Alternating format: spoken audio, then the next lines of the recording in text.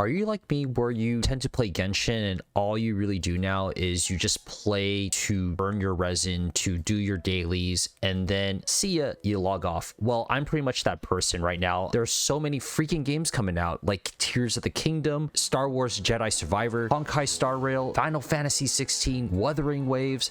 How the hell am I supposed to fit Genshin with this such a tight schedule and actually be a responsible human being? Well, hello, I'm Jer, one half of the Ginger Gaming Duel, and today we are going to talk about 10 things you can do in Genshin in less than 10 minutes. I understand how overwhelming it can be with this game, but whether you're a new player or possibly want to get back into it, let's break it down real slow because I know getting primos with so many things to do can be so overwhelming. Full disclosure, don't feel pressure to do all of these things at once. The whole purpose of this video is to let you be aware that Genshin doesn't need to be an overwhelming game and that you could do little things in small spurts of time. Also, it would be amazing if you give us, just a like, comment, and subscribe to our channel if you really like games like Genshin or similar games like this. And with that being said, let's get right into it. Log in for your walk-ins and dailies and daily logins. This is literally as basic as it gets. All you need to do is log in, and if you do have the $5 welcome, it is 90 primos to log in. You also want to do your dailies as well, and also your daily login on Hoyolabs. Make sure to get your free materials, y'all. I like to set my alarm to remind myself to log in to Hoyolabs.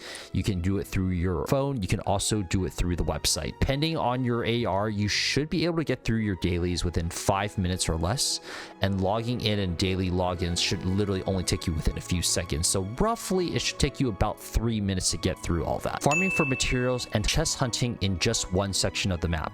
The map is huge. Teapot literally has Mondstadt, Liyue, Inazuma, Sumeru, the Chasm, and oh yeah, we also have Enkanomiya.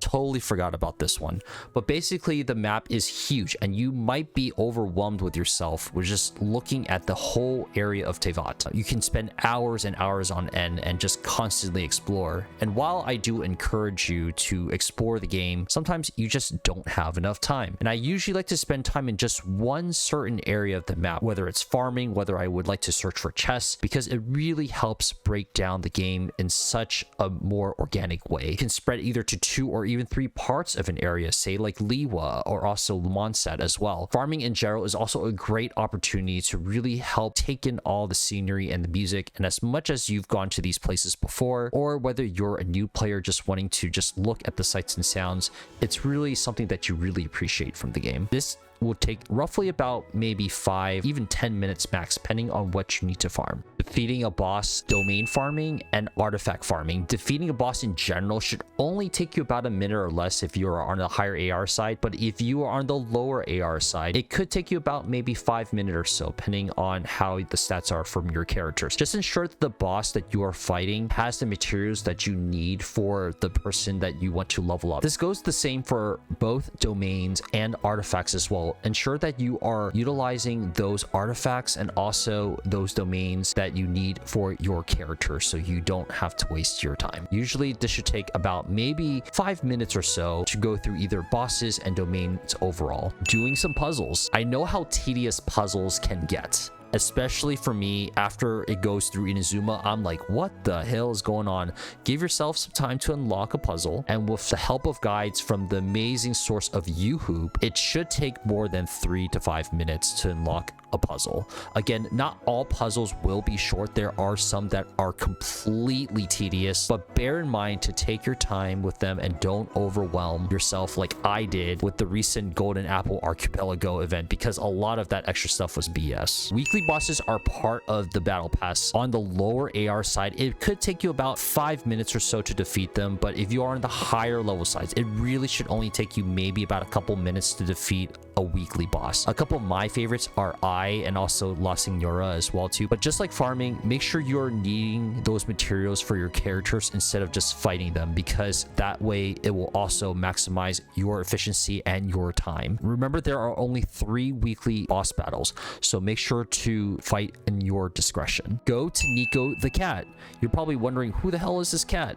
After you finish the Sarai Storm Chaser quest, you can visit Neko the Cat and you can get 20 primos per day. And there's, I believe, one that has 30. That equates to 190 total primos. I know it might not be a lot, but that is a little bit of something. And literally doing a Neko quest should only take about just a minute or less. The Parametric Transformer, the Parametric Transformer. Why did I say that? Once you complete the Tiancho Treasure Trail quest, you will be given this item for free. Honestly, I had no idea what this item was in my inventory till someone brought this up to me, but basically you put this out there in the middle of any place you go. For the most part, make sure to have a catalyst character with you and have materials that you don't need, and use those 150 materials to maximize your items. You actually get free items from just hitting it constantly until it gets to 100%, and literally this only takes about less than a minute, and you get 1 week before this resets again. So ensure that you do this once a week.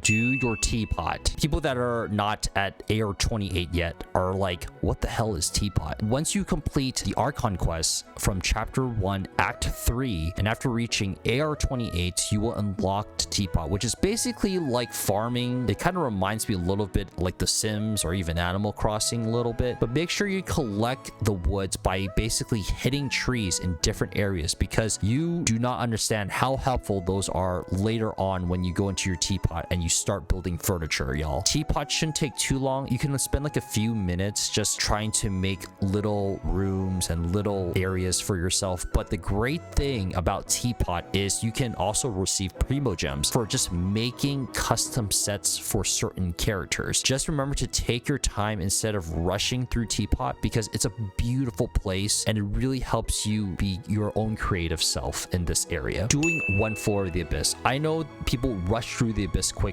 and I'm not gonna lie, I think the Abyss for me is a bit of a chore now, especially doing it over and over again, even with the switch up with the new enemies. But I've told myself that I would only do one floor of the Abyss, and I've actually enjoyed it a lot more. I've been able to appreciate playing the Abyss instead of having to do the tedious things over and over again. The Abyss should only take you about maybe 5 to 10 minutes or so, but if you are just starting the game, the Abyss can take a little bit longer because it does have higher level enemies. So make sure to really take your time with the Abyss, because once you get to the, in a quote-unquote, their end game, it really starts becoming a little bit more tedious, and now you're just doing it for the primo gems. And finally, my 10th suggestion for things you can do in less than 10 minutes is ley line overflows. Ley line overflows are especially helpful in the very beginning of the game if you cannot farm for domains and you can get artifacts as well. It really helps you enhance your characters, and you can also get Mora as well too, especially if you're on the lower AR side. But for 3 to 5 minutes, this is a great opportunity to get these things, because you will definitely need them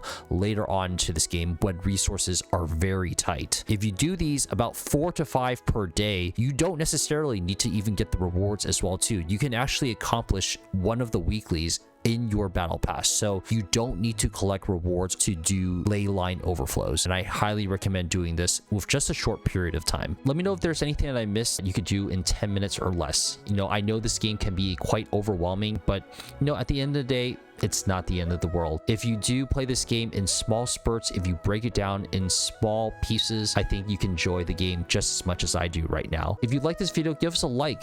I would really greatly appreciate it, and thank you so much, and I hope y'all have a great rest of your day or night. Bye bye, y'all.